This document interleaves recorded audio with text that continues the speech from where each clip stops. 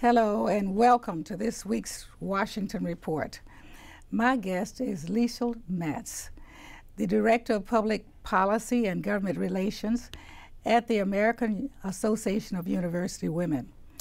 This organization has been very helpful to women in this Congress by supporting legislation that really does promote equity in education for all women and girls. It conducts comprehensive advocacy to pursue its public policy priorities, which are developing and implementing coordinated legislative and grassroots strategies to break through educational and economic barriers so that all women have a fair chance. They were very helpful in helping me to get a study into a bill in the America Competes Act, and I was very grateful for that. This is 2010, and I think my guest today also agrees that in 2010, we can no longer afford to ignore the glaring statistics showing women and minorities are being left behind in STEM discipline, and yet we keep saying how important this is for America to be competitiveness.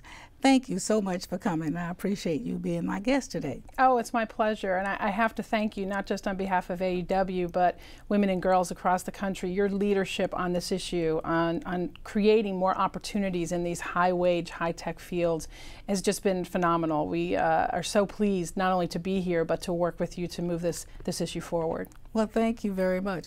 Tell me a bit about the research that AAUW has done on STEM. Yeah, I would love to. You know, we did a great report that looked at the whole issue of women and girls in STEM.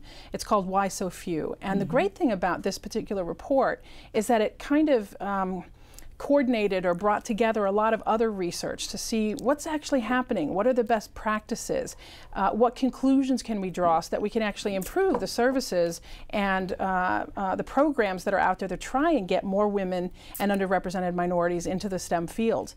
And there were a variety of different findings that came out of the report, but some of the ones that I thought were most interesting were that girls really underestimated themselves about whether they were good at science, technology, engineering, and math, while boys often overestimated their abilities, which I thought was fascinating. And that comes from a variety of different cultural and parental expectations, the kind of sense that, you know, boys are going to be good at math and girls are going to be good at reading and vocabulary. And those kinds of things can become self-fulfilling prophecies. The other thing that came out of it was that you really could make a difference. This isn't something that just has to be this way.